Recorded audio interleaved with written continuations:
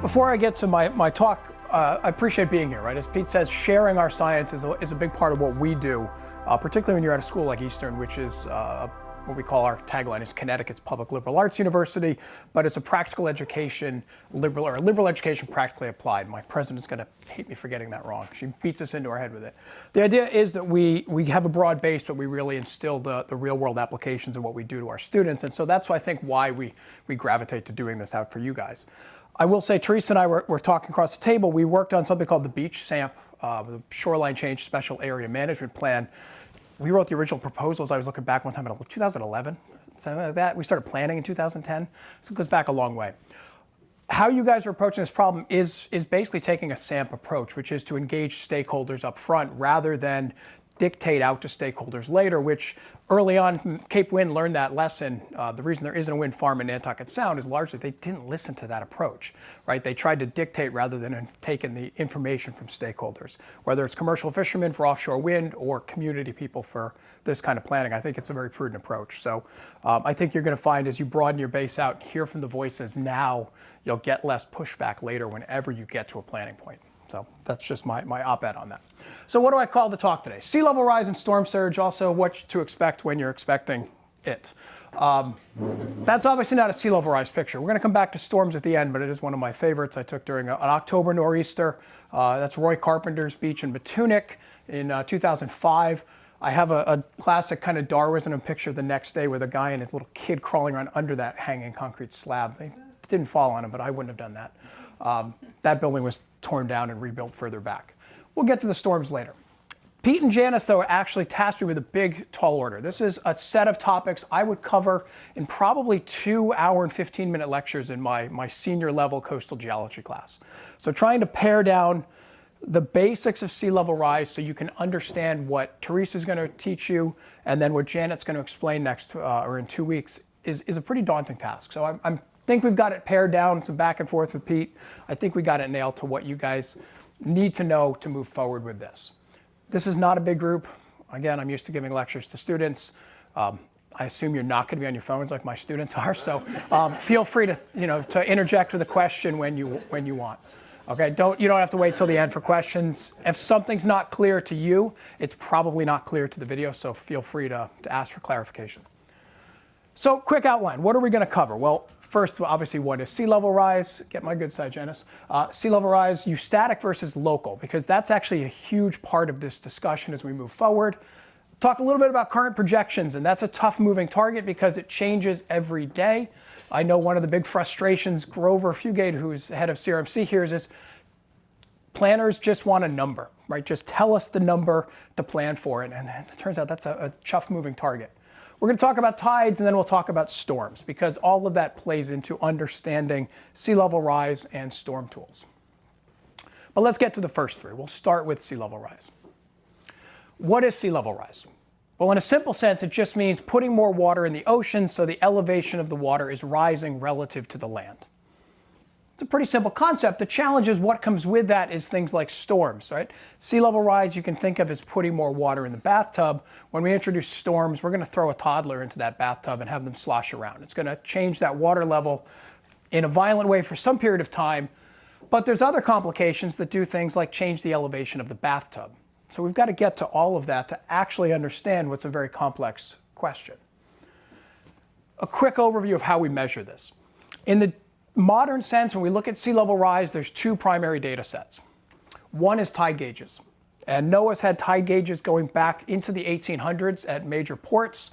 Think New York City, where it goes back into the 19th century. And this records the position of the water at some interval, typically about every 6 minutes over time. Sea level is just a best fit trend through all of that information. The other way we approach it since 1993 has been with satellite altimetry. That's a picture of the Jason 1. They're up to, I think, Jason 2 or 3 now. But these are satellites that essentially bounce lasers off the ocean surface and take a topographic map of the oceans. And they can track the rate of rise over time. But they also learn a lot about the topography of the oceans, right? Because while we think sea level's flat, it's not. And we'll get back to that in a second. And when we're measuring these things, we're looking at two different types or two different ways of thinking about sea level, not types, but ways. When you pick up the paper, and there was a lot in the pop media this past week, particularly about the East Antarctic ice sheet and sea level rise, which follows on to the big paper in the proceedings of the National Academy of Sciences about sea level rise kind of globally. When they're talking about papers like that, they're really talking about the worldwide average rate of sea level rise. We call that the eustatic rate of sea level rise. So it's the global average rise or fall, because of course there are periods in the geologic past where sea level fell for different reasons. Most notably in the last couple million years, growing giant ice sheets over North America, which we're not dealing with right now.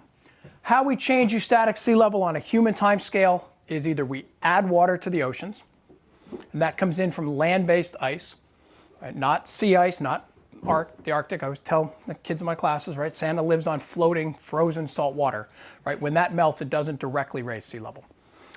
Or we warm the water up. And both of these things are happening at different rates, although right now it's roughly 50-50. Thermal expansion is a simple physics question. Warmer water holds up more space. The water molecules are a little further apart. And that's a pretty microscopic extent, right? My water bottle heats up today. It's not going to suddenly overflow, but that slight expansion over the volume of the oceans is a real rate of change. You can change this other ways. Plate tectonics works, but tectonics doesn't operate at a human time scale, so we're not going to worry about that one. What's actually more important, though, as you go into a planning mode, and what a lot of these tools are based on, is what's happening locally. And that's where we want to think about relative sea level rise. It's the sea level you actually observe at a specific location.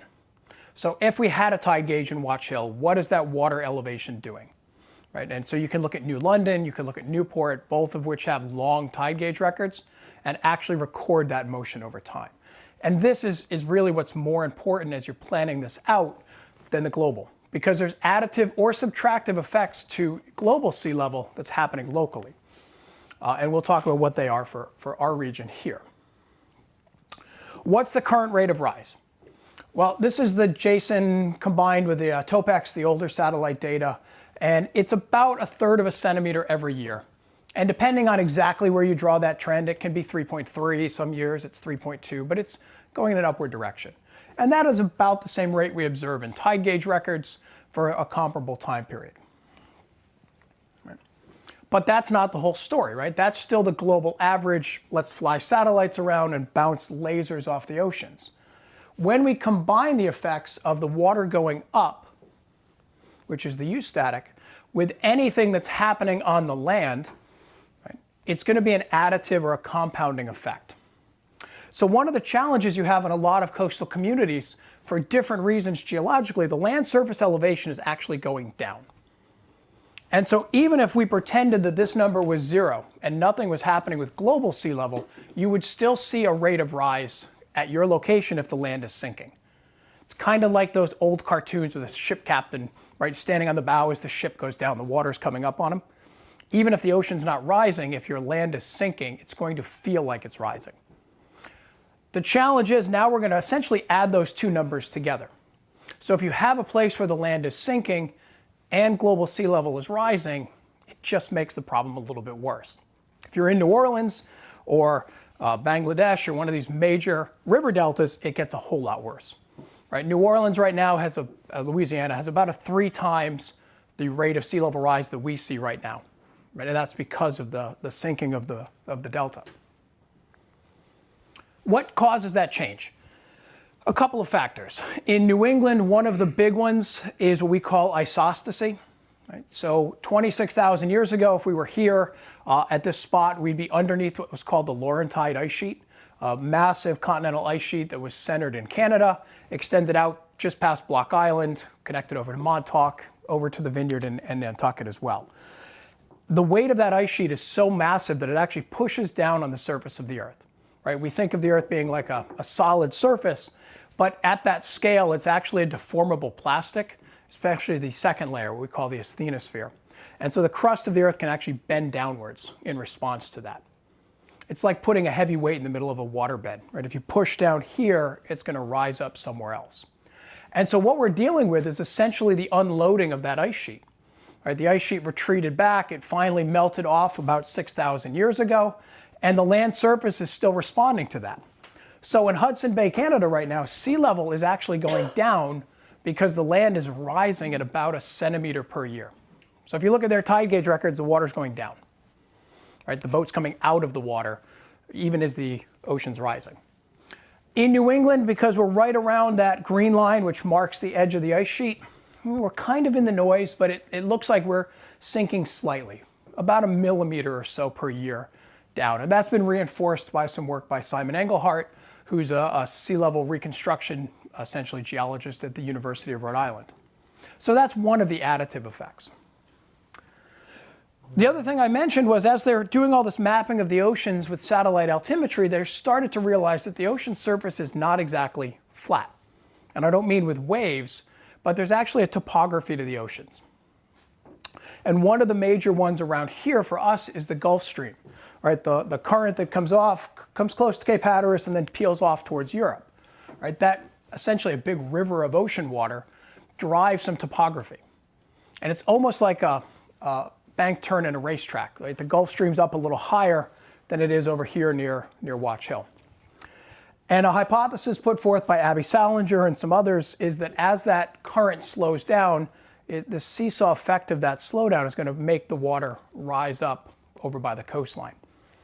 It's not, again, a massive effect, but it's another one that complicates the story and potentially adds a foot or so of sea level rise. And this is based on looking at tide gauges and noticing that between Cape Cod and Cape Hatteras, there's this kind of hot spot of sea level rising a little bit faster than it does just south or just to the north. So it's another complicating factor. The last one gets really weird. Right? This is an idea that's been out about 10 years, but those big ice sheets, right, that I mentioned earlier, they're so large that they actually have gravitational attraction to them, right? Meaning water is essentially attracted to the mass of the ice sheets.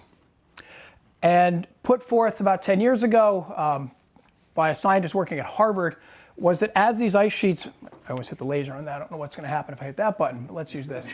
Right? If you lose mass, particularly in the West Antarctic ice sheet, although East Antarctic's getting a little bit ornery to think about now too, that loss of mass essentially redistributes some water. Right? So the water that's being essentially held onto by the Antarctic ice sheet, right, essentially flows back into the northern hemisphere. There's the opposite effect. As Greenland loses mass, some water redistributes to the south, but the mass difference there isn't the same because the Antarctic ice sheet is that much larger than Greenland. Right? So it's a weird effect, but again, it kind of puts a hot spot in red there on the eastern seaboard of the United States. So essentially, all three of those work together to complicate our story. Right? So one of the takeaways today should be that as you pick up the paper and read, global sea level expected to rise 3 feet by some time period, you've got to think about what else is happening locally. And most of that's happening is adding to that and making the story worse, not better. So people have been looking at some of the more recent trends to sea level rise. This is a paper out a couple of years ago doing some statistical work on the Newport tide gauge data. They think it's running about 4 millimeters per year now over the last 3 decades. But again, it's kind of pick and choose. If you wanted to look at just the last 10 years, you might see a more steepening of the slope. But that gets complicated. There's interannual and intraannual, so within and then multi-year signals. That does complicate this. Right? What isn't complicated is that the curves are going up. It's just what degree are they going up? How much will it rise is the big question. Right? This is where we come back to a planner always says, just tell me the number. Please, just scientists, just pick a number. Right? And every time we pick a number, the problem is 10 years later, 5 years later, that number's too low, or it's not quite right. This is a paper put out by Ben Horton. Ben's one of the global experts in sea level rise. 2 of the co-authors are both in New England, at least for right now. Andy Kemp's at Tufts University. Simon's currently at URI. Stefan Rahmsdorf's in the Potsdam Institute in Germany. This is like a who's who of sea level rise. And the median estimate they put forth now, this is a paper that is, I think it's 2015, so 3 years old at this point, is that the not overly cautious one, where it's going to be really high, not the really low estimate, but the middle of the road is basically 3 to 4 feet by the end of the century. But if you read into the fine print, of course, they talk about this being kind of the middle of the road value. every time you read a paper like that that says, hey, here's the nice conservative approach, right? Here's the IPCC, which is, and I apologize, this does get to be acronym soup. IPCC is the Intergovernmental Panel on Climate Change. It's a multi-nation, multi-author, I mean, thousands of authors, report put out about every 7 years. And one of the criticisms of the IPCC has been that they're often too conservative in their projections, that because of the uncertainty on the ice sheets, they push the curves maybe lower than they should in this kind of value. There's a lot of scientists out there, Jim Hansen being one of them, who recently retired from NASA, where he'd worked for 40 years. He was one of the early advocates for CO2 being a significant contributor to climate change. He retired because he was involved in a lawsuit over the Keystone Pipeline, and you can't maintain a federal job and sue the federal government at the same time. So he stepped down from his post to become much more of an advocate. But they published this paper 2 years ago where they really are concerned about this kind of runaway effect on some of the ice sheets, where you could start to look at multi-meter sea level rise in the coming decade, well, more in the end of the century. Multi-meter is, that's pretty scary, right? That is, we are in the chapel for waterfront property. not quite, but getting to that point. Locally, we've got to come back to think about what's going to happen here. All right, so relative sea level, again, is really the important number to think about. And this is a graph from the Army Corps of Engineers, which is not your first thought for let's run to look at the best science for climate change, because they historically took a much more cautious approach with this. But this curve's been out a few years now, and it's a nice feature because it gives you the ability to go to any location, basically any tide gauge, and say, what's my project start date? How much is sea level going to rise over the next 100 years or so? So you could pick a start date. You could put in 2018 today, and it'll make that essentially zero for you. And then it gives you options, and it gives you two main data sets that we look at in terms of the best recent science. There's a fairly conservative approach, which is the Army Corps of Engineers, and then there's the solid lines up here, which are NOAA. Now, I know you can't read the numbers from here, so I'll just give them to you. The Army Corps of Engineers right now, for the end of the century, high scenario is about 5 feet locally. And this I pulled for the Montauk tide gauge because it's right there. NOAA has a more, I don't want to call it aggressive, but they have a feeling that the ice sheets are going to contribute more water than maybe the Corps' projections do. And so the high curve for NOAA right now is 9 feet for 2100. 9 feet's a game changer. Right? 9 feet is every coastal community on the eastern seaboard has a significant change to their footprint. Period, full stop. Right? And I take it to you, even 5 feet, go to any of the coastal cities. Go to Boston and go to the waterfront and stand somewhere you can get very close to the water at high tide and look at everything that's at eye level or lower. And it is quickly billions and even trillions of dollars as you go up and down the East Coast. The extreme scenario, which NOAA calls 95% chance we're not going to exceed that value, which is really the more conservative approach to it, right? If you don't want to get flooded, you pick a higher value, gives you a better chance of not being inundated, is 11 feet, right? That's the kind of extreme scenario, but as you're starting to plan particularly very long projects, sewer treatment plant, new bridges, new infrastructure that you want to be sure is going to be dry for the next century, people are looking at some of those higher values. And the NOAA high curve is actually what's written into coastal policy in Rhode Island. CRMC decided basically not to pick a number, right? They made a very smart decision to say, we're not going to say it's 5 feet and then change our rules 5 years later. We're going to go with the NOAA high projections because that keeps up with the best science as this evolves over the next 10 or 20 years. Okay, so sea level's coming up at varying rates that go from bad to worse. As Pete pointed out, though, when we start to think about tides, this story gets even more complicated.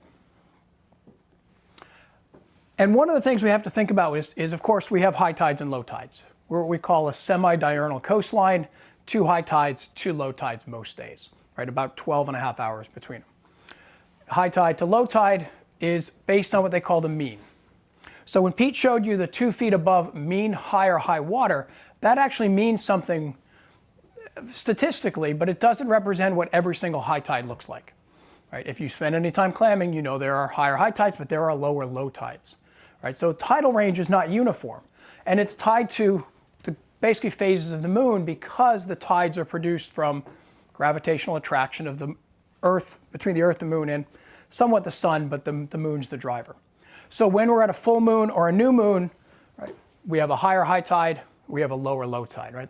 The fishermen or the clammers call them the moon tides, right? You get out there in a moon tide, you can get further out onto the clam flats. That complicates the story because if you have a storm at a neap tide or a spring tide, right, it's going to affect how high the water is going to rise, right? That complicates the story for you. So when we start to plan these things out, when you see something like storm tools, which is tied to mean higher high water, that's not twice a day, every day, exactly at that level. That's a statistical average of the higher high tide each day. There are times in the month where it's higher. And so as we look at this, one of the challenges is starting to think about how frequently those higher tides are happening. And then it gets even more complicated because the moon is not on a perfectly circular orbit around the Earth. There are times where it's closer and there are times when it's further, right? So those are called perigee. Perigee is when the moon is closest to the Earth. That increases the gravitational attraction, makes the tides go up even higher. Colloquially, you hear it called a super tide or a king tide. Those are not statistical terms. It's just become a common term for it. You'll also hear them called supermoons. Right? Anybody know what's happening at midnight tomorrow night? Lunar eclipse. Yeah, total lunar eclipse of a supermoon, right? It's supposed to be super cold, cloudy, and it'll be a really cool eclipse that we won't get to see in all likelihood. But that supermoon is going to produce a higher high tide. And so it's rather apropos to be here talking about tidal range and perigee and sea level rise, because if you can get down here tomorrow morning at high tide, right, you will probably see a significant amount of water in that parking lot.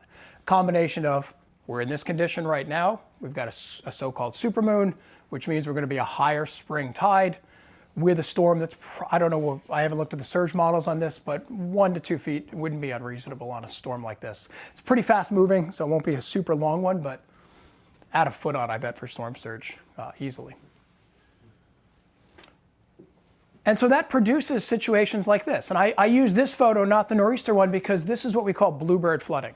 This is just a sunny day in October when the moon is at perigee and you get a higher than normal high tide. All right, there's the yacht club and somebody parked in the salt water for scale. All right. Hopefully that's none of you. That's what we call a lease car. Hopefully.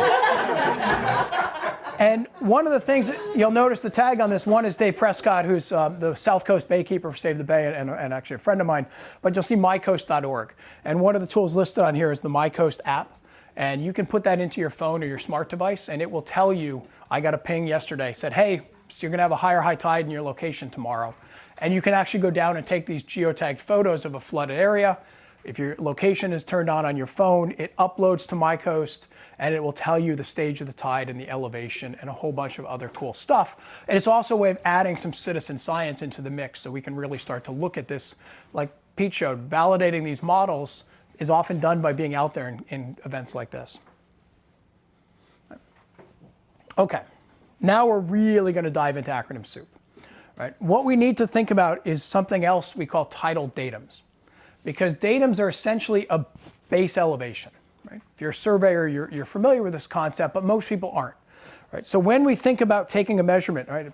If you look in the Watch Hill State of Napitree report, you'll see lots of pictures of Janice taking of me holding a GPS very still like this. It's her favorite picture to take of me. Right? I'm not kidding, there's a lot of them. And they all look the same, it's just different weather, and I'm either in a dry suit or I'm in a bathing suit.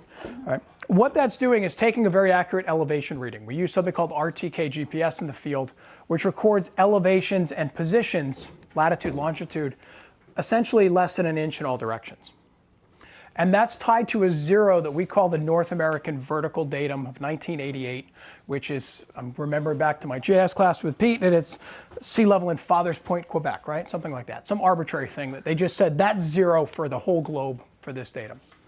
That doesn't relate to an actual tidal datum, so then we have to correct it to what does that mean for a water level locally, right? This is defined off of tides. So you go to a tide gauge and they record for one lunar cycle, 18.6 years, which is essentially the average of all the positions the Earth and the Moon can take. And then we get into it and we can say, well, what do all these different letters mean, right? That's my particular favorite. It means that we have to think about these water levels in different ways. And so one of the things to keep in mind as you think about something like a coastal flooding model that's tied to one of these tidal datums. It is a long average, right? In this case, 18.6 years, where they take the higher high tide of every single day.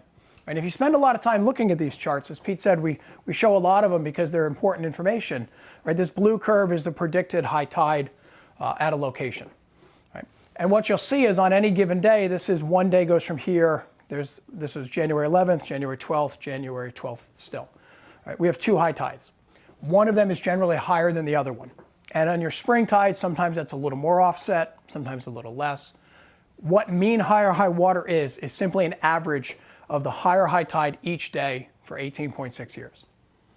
It's not a spring tide, it's not a king tide, right? It's the statistical average of the higher high tide that day. And so when you see that picture and go, well, you know, that's not that bad. That's not twice a day, every day. That is the average, right? A spring tide is going to be a foot or sometimes 2 feet higher than that. Then you bring in a super tide, a king tide, a surge, and it obviously brings things up even more. So bear in mind, this is not a worst case scenario for 2050. That is the statistical average, and it gets worse with spring tides. The other thing the tides do, particularly spring tides, is they affect where the water is going to be. Right? So when we think about landfalling storms, particularly tropical storms, tides play a huge role. Right? The difference between a storm coming in at low tide and high tide can be the difference between a moderate hurricane and a catastrophic one. Right? The 1938 came in essentially on perigean spring high tides. So it was up there, kind of worst case scenario. Parts of Long Island Sound, parts of Western Connecticut fared better during Sandy because the peak surge for Sandy happened actually at the lower end of the tidal cycle. So this does affect what you're going to find when you get there. Right? And that's going to affect where the tide and the water levels are going to be when they come together in the storm. Right? So this is a tide step. This actually is a figure that Boothroyd had made, working with Rachel Hare, who's now Rachel Henderson, now of the U.S. Geological Survey. But this is a chart in basically each scale bar is 1 foot. That's what we call mean low or low water. Right?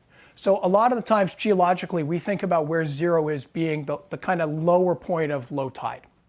Right? And everything from here to here is essentially what's the tides going up and down. When you look at a storm like 1938 hurricane or Sandy, right, you can think about it being relative to mean low or low water. Right? Sandy was 8 feet above low tide. Right? But for a lot of people, it's more intuitive to think about it, well, how high above high tide? And Sandy at Newport was just over 4 feet higher than high tide. The 1938 hurricane at 13 feet and change was about 9 feet above mean higher high water. 13 feet above low tide, but again, that doesn't mean a lot. When you think about high tide, 38 was 9 feet above that.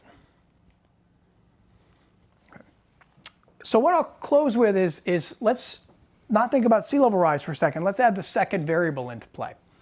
And that is that storms are happening over whatever time period you plan for, we're going to get storms. Right? Whether you accept anything with climate change or not, it doesn't really matter. We get coastal storms in New England, right? That's a given. We're going to get hurricanes, we're going to get tropical storms, we're going to get Noreasters. Whether they increase in number or intensity remains to be seen. The science is still a bit on both sides of that. Some of the best stuff I've been reading lately, you're seeing less storms potentially in the North Atlantic for tropical storms, but potentially more intense. And depending on some of the models, maybe more Noreasters. And some of that for us depends not on the number of storms, but how the jet stream actually sets up for us to get the storms or not. But when you think about a storm, and the reason that March Noreaster works so well as an analog is storm surge is essentially an instantaneous rise in sea level, particularly in a more protected harbor. Right? This is not breaking ocean waves. This is Narragansett Beach during Sandy. Right? There's the front seawall of the parking lot. Narragansett Beach is off the corner there. Right? So when you're seeing water in Ocean Road here, right in front of, it used to be Amalfi, I don't know what it's called now, restaurant, right? That's essentially sea level rise, right, in action during Sandy. You want to see what 4 feet of sea level rise looks like in Narragansett, that's what it looks like. Now, of course, the seawall damage, that's happening because of the breaking waves. You got a cop car driving through the water for scale. I don't think that's a lease though, Dennis. Right. So the last thing I want to think about is because there's another component to storm tools besides sea level rise, and that's thinking about storms. And particularly thinking about storms on different recurrence intervals and what that means for the coastline, right? Because really, I'm a beach geologist. I'm most comfortable with sand on my boots out on the beach doing surveys. That's where I spend a lot of my time working. When we think about storms and you hear periodicities to storms, this is a 100-year storm. This is a 50-year storm. It's a 500-year. Really, that's a probability-based assessment. Right? So it's essentially a return period. I was in grad school during the 2010 flood, right? And Governor Kachuri was all over the radio and he driving us nuts because he kept saying the same thing. Well, unless you're 150 years old, you haven't seen a storm like this before. It's not how 100-year storms work, right? It's a probability based on essentially a calculation. And often on data sets, you don't have 100 years of data. You're making some extrapolations. So it's best guess on some kind of probability. And really, when you hear about a 100-year storm, it's again, think about probability, not return period. If we had a hurricane in 1938, we'll talk about whether that's a quote 100-year storm or not in a second. That doesn't mean the next one's in 2038, in 2138. The probability of a storm with a 100-year return period is actually 1 over that number. So you can think of it as having a 1% chance of happening any given year. And use the analogy of a 30-year mortgage, statistically it's like a 27 or 28% chance of happening over that mortgage. And that's a number that people go, wow, okay, I'll take a 1% chance, but when it accumulates into something that I've got a 1 in 4 chance of getting that storm, that does change the game a little bit. So that's a better way I think of thinking about it. 25 years, it really means it has a 4% chance of happening any given year. Can you have more than 1 in 1 year? Absolutely. Go to the Gulf of Mexico in 2005 and 2008, right? With Katrina, Rita, then you go in 2008 with Ike. You get massive storms with these recurrence intervals that are calculated, but as Malcolm Spaulding would like to say, if the storms followed a schedule, our life would be a lot easier, right? They don't. They show up whenever they show up. How NOAA's taken to calculate these is, again, it's based on water level return periods. So they've calculated these return periods. Again, think about it being the percent. A 1-year return period means you're basically going to have that storm almost every year. You've got a 1 in 10 chance. You've got a 1 in 100 chance any given year. Right? And so they draw basically a regression line through the water levels, in this case for Newport, and come up with some numbers. Right? So the 2-year period, right, that's basically what we had last March. Right? 2 feet or so of storm surge works out at the Newport tide gauge to about a 2-year storm. Again, that means you basically got a 50-50 chance of getting a storm of that magnitude in that year. 10% is about 3 feet, 100 years about 6 feet. And you're saying, wait a minute, Brian, 1930 hurricane was 9 feet and change. Yeah, they've taken the 1930 hurricane out of kind of calling it the 100-year storm, at least based on water levels, on the storm surge elevation. Right? So the 30th hurricane with this big spike here at Newport is not considered the, quote, 100-year storm anymore. Right? Carol, which is in 1954, actually still exceeds that value. Right? And Sandy in 2012 is right there. Somewhere above 10 for Newport. You know, you might pick a number, call it 25, probably a little less than that right now. So that's Newport. Right? Obviously, the surge was higher as you got to Westerly. The damage was a little bit more because you were closer to the storm track, but the idea is that, again, Sandy was not 1938, right? It felt like that to people down there at the time. I heard a lot of that, well, we got through Sandy, we're good for a while. Sandy was not anywhere near 54 or 38. Again, I caption that kind of cheekily there, that it's fun with statistics. It really is, right? As a geologist, I look at this as these are events that happened. It's not a statistical number. That's what we really should be thinking about. Because it's complicated. And I think another takeaway I'd like you to get out of this is whatever the return period is not necessarily a predictor for the amount of damage or the amount of coastal erosion you'll see on a beach. Right? Every storm, particularly hurricanes, have basically their own personality to it. Right? Some storms are wet, some are small and compact, some are dry, some are very slow moving, some are fast moving, and that all works to complicate this story. Right? Sandy, when it made landfall, was essentially a Category 1 hurricane here. Right? But because it persisted with basically 4 big high tides, because it took on a Noreaster character to it, right, made it that much worse than Hurricane Bob, which was also a Category 1 storm.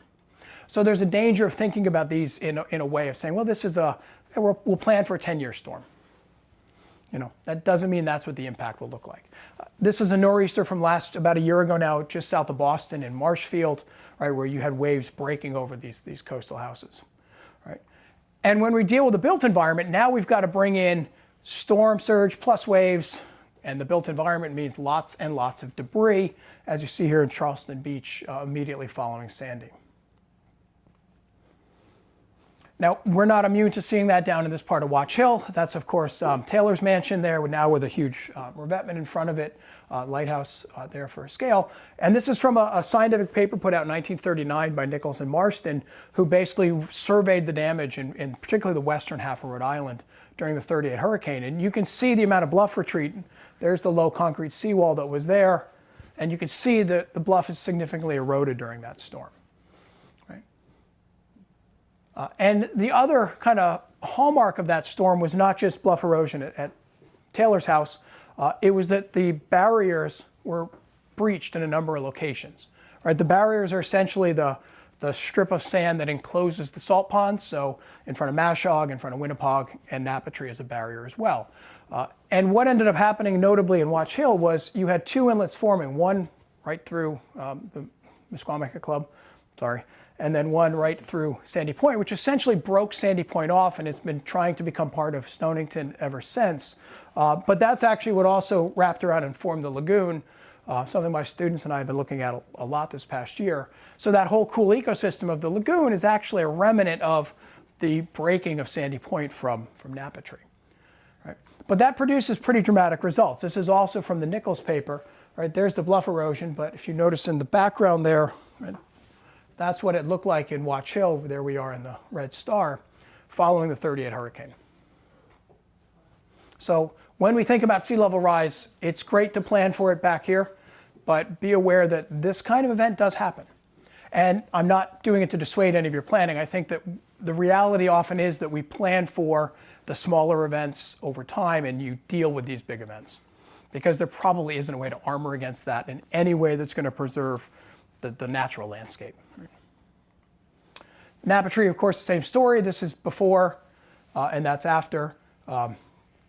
Basically all 39 houses wiped off of the barrier.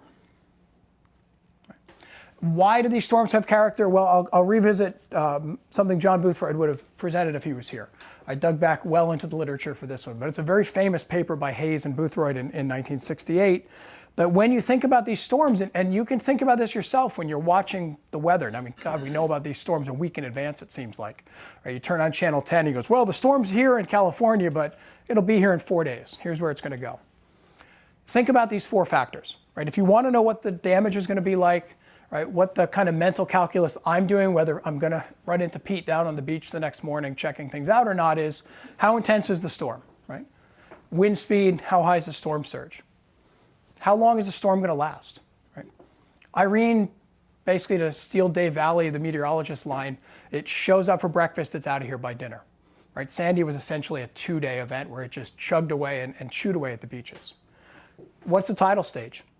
Is it high tide? Is it low tide? Is it spring high tide? Is it neap high tide? Because that's going to affect what's going to happen. Have we had any storms recently? It's particularly on the beach side. If you have 3 back-to-back storms, they chew away at the beach and the dune, and then you get a big storm, the effect's going to be that much worse. And the last one is, particularly for nor'easters, one of the most important. Where is the storm? Right? If you are on particularly a hurricane, if the storm is to your left, to the west, you're on the bad side of the storm. Right? If the storm is going out over Nantucket, we're on the better side of that storm. Right? And that has to do with the circulation pattern around the storm. So you can kind of think about this. This is the kind of mental calculus we do and go, okay, here's the different factors. How strong is the storm? How long it's going to last? So tomorrow, moderate storm, pretty quick moving. So that's a check against tomorrow's storm. Tidal stage is going to be up. That's a check for it. We haven't had a big storm yet, so we're doing okay on that. And the storm is actually going to be just out to sea. It's not coming in kind of head on. It's going to shoot just south of us and kind of skirt the south coast. So it tracks kind of not the best, but not the worst. Right? You can almost see that with the snow. Right? If you can see where the snow line is, if it's snowing all the way out to Nantucket, the storm is out to sea in most cases. If the rain line is pushing in like it is tomorrow, right, the storm's probably closer to our location. Right. And this idea I'll close with is the category often doesn't matter. Right? When we think about damage to, this is obviously Napa Tree, we're up there in the corner. This is following a hurricane in 1944. And the hallmark of these old photos is when you see it all white like this, that means the barrier was overwashed, or the water went all the way across it, took the dunes and kind of redistributed some of that sand. Where you see some of this darker holding on, that's some vegetation that survived. Right? So where the quote big dune is now, there was some larger dune there, at least enough that survived that storm. And then if we look at it in terms of doesn't have to be a hurricane, a very famous storm, particularly for the mid-Atlantic, was the Ash Wednesday storm in 1962, this monster of a nor'easter, right? But, excuse me, a lot of people attribute to being damaging in New Jersey and Virginia and Delaware, but certainly had an impact here. This is a 1962 vertical aerial photograph, and you see the same signature across Napa Tree. It's pretty white, right? In that case, intensity was pretty high for a nor'easter, but the duration was huge. That storm lasted for basically 4 days. So you had upwards of a half a dozen high tides with a pretty good surge chewing across the barrier. Right? And that does not show up as a big statistical huge storm on return period. Right? So when you're thinking about this stuff, it's great to think about, okay, we're going to plan for this water level and that corresponds statistically with this kind of storm, but that doesn't prevent all of this other stuff from going on. Okay? And we saw that pretty well in Sandy. Again, not a 100-year storm, quote, not 100-year, not 1938, but for the local community, certainly a significant impact. Okay, I'll leave it there. I could keep going for a while on this stuff, clearly. Last takeaway is this is already here. Right? This is one that we're watching happening in our lifetimes. I grew up in Newport, and the point section of Newport floods all the time. My father grew up in Newport, and I said to him maybe 2 years ago, I said, do you remember this happening? And he goes, no, only in big storms was the point section flooding.